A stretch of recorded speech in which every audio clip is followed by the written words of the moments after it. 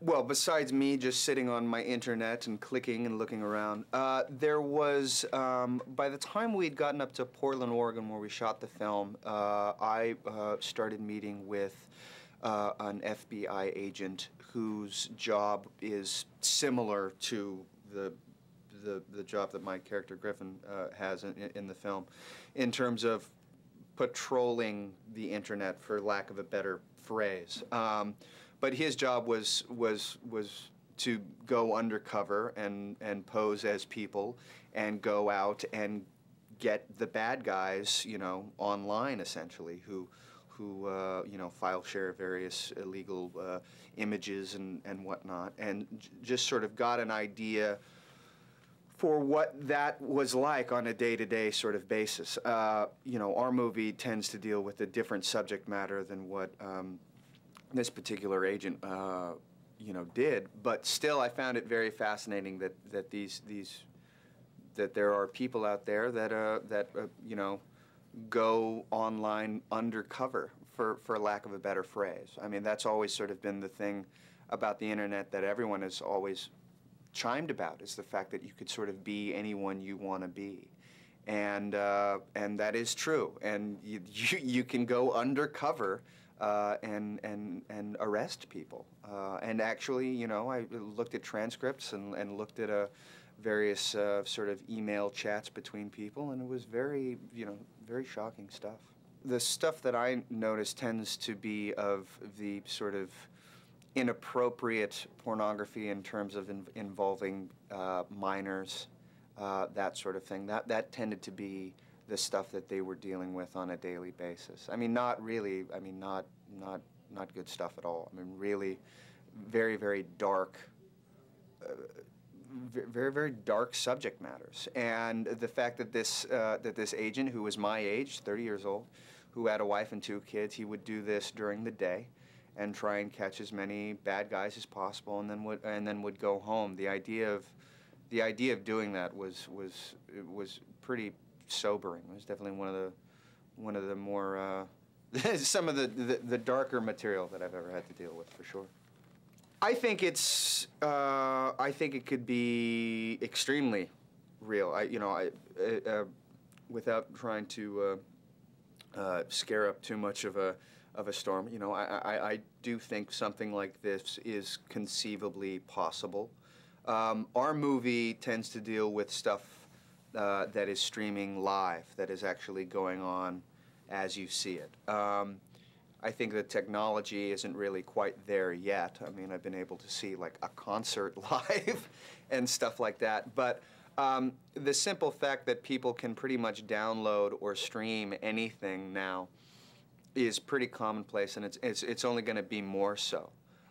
So the simple fact that this could possibly be something that could actually happen, I think, is a very sort of serious thing. I mean, if identity theft is no longer people just stealing stuff out of a mailbox. You know, now it's going online and stealing pretty much all of the information that you have, every email you send, pretty much everything. I play a character by the name of Griffin, who is the partner, if you will, to Diane Lane's character Marsh, and he is he's a member of the FBI cyber unit. So his job is to patrol the internet and try and find the bad guys. It was good. I mean, reading the script, it was very much you know, it was a very easy script to read. I mean that it was very quick to read. It was hard to read because it's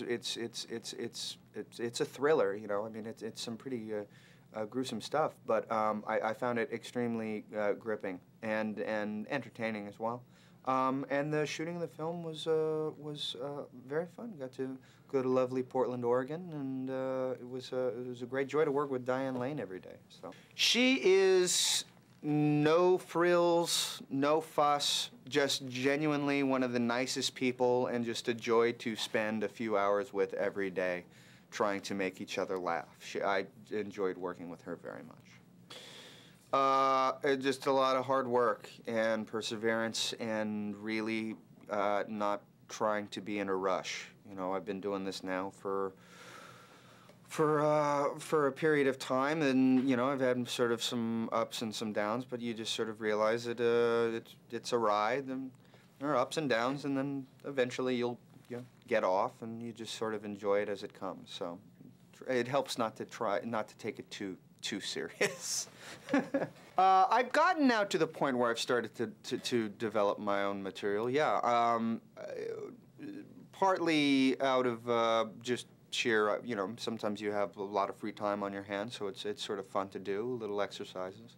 But that also tends to sort of be how things are happening now. You know, I mean, especially within the last 10 years, a lot of people tend to generate their own material. It really sort of seems to be the way things are going, and now with the internet, that anyone can sort of generate their own material as well. So it's definitely something that I've been doing. Yeah. No, I've always been pretty careful with the internet.